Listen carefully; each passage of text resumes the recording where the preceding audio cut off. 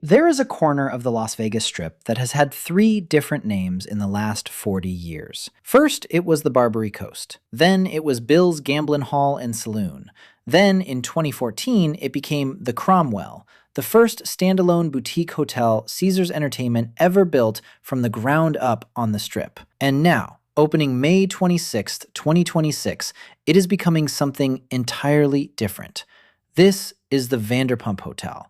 And before you dismiss this as just another celebrity rebrand, there is a financial story underneath this renovation that is worth understanding because it tells you a lot about where Caesars is right now and what might happen to this company in the very near future.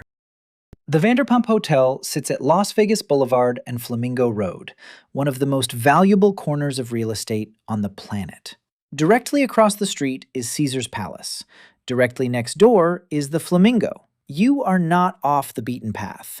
You are at the exact center of it. Here is what is actually happening to this building. Caesars Entertainment partnered with Lisa Vanderpump, the restaurateur and television personality known for Vanderpump Rules and a growing collection of Las Vegas dining venues, to completely reimagine this hotel.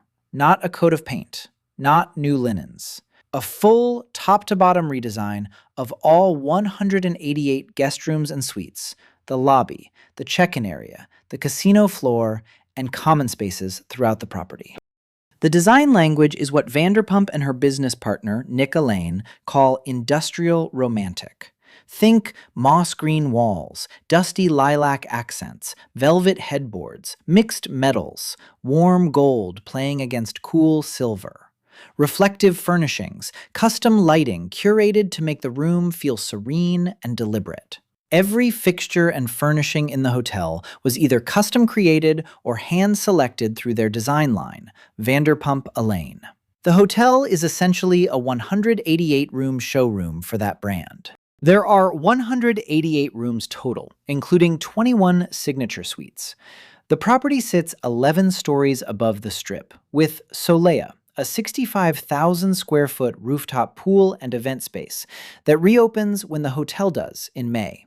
The casino floor covers 40,000 square feet and was redesigned as part of the transformation. Not everything changed. Several of the property's existing venues are staying exactly where they are. GIADA, the flagship restaurant from celebrity chef Giada De Laurentiis, remained open throughout the entire renovation and is not going anywhere. Starbucks is still on site. Drai's After Hours, the underground nightclub that has been operating beneath this hotel for years, stays in its original home beneath the property. The Caesars Sportsbook is still here. Interlude Casino Lounge remains. These are established, known quantities that were already pulling guests to the Cromwell before any of this happened. What is new is a bespoke cocktail lounge being introduced by Vanderpump specifically for the hotel. Details have not been fully released as of this video, but expected to follow her signature style. And Vanderpump already has a footprint immediately surrounding this property. Vanderpump Cocktail Garden is at Caesars Palace, directly across the street. Vanderpump Paris is at Paris Las Vegas, visible from this corner. Pinky's by Vanderpump opened at Flamingo Las Vegas in December 2024, steps away. If you are booking this hotel as a Vanderpump experience, you have more options within walking distance than you can cover in a weekend. Now let's talk about what this actually costs. Opening weekend in late May will see rates in the $400 to $500 per night range. That is new hotel demand pricing, and it will not hold. Once the opening buzz settles, standard rooms at this property are running in the $150 to $300 per night range, depending on the day and season. That is a very different number than the headlines suggest. The 21 signature suites price above the standard room range. With 188 rooms, this property fills up quickly during high demand periods. You can book through the Caesars Rewards app or directly at caesars.com/thevanderpumphotel. Now here's where the story gets more interesting, and where you need to understand what is actually happening with Caesars Entertainment right now, because it adds significant context to every decision this company is making. Caesars Entertainment is not in great financial shape. At the end of 2025, the company reported $11 billion in net debt and paid $2.4 billion in net interest expense for the year alone. Its share price had fallen roughly 40% in the year leading up to March 2026. At its peak in October 2021, Caesars shares hit around $119. At the time of this video, they are trading around $26 to $29. That is a decline of more than 70% from the post-pandemic highs. The company does generate around $4 billion in annual EBITDA and roughly $3 billion in free cash flow. But carrying $11 billion in net debt means a substantial portion of that cash flow goes straight to interest payments rather than growth. So why is Caesars spending money to renovate the Cromwell into the Vanderpump Hotel in the middle of all of this? Because boutique, high-identity properties are one of the most efficient ways to drive premium room rates without the capital expense of building from scratch. The Vanderpump Hotel does not need 3,000 rooms to generate strong revenue per available room. It needs the right brand, the right location, and the right design, all three of which it has. For a company trying to extract maximum value from its Strip portfolio while managing a crushing debt load, converting a 188-room property into something that commands a premium rate is exactly the kind of move that shows up positively in the metrics that matter to potential buyers. And there are very much potential buyers circling right now. As of March 2026, Tilman Fertitta, the Houston billionaire who owns Golden Nugget Casinos, the Landry's Restaurant Group, and the Houston Rockets NBA team, is in exclusive negotiations to acquire Caesars Entertainment.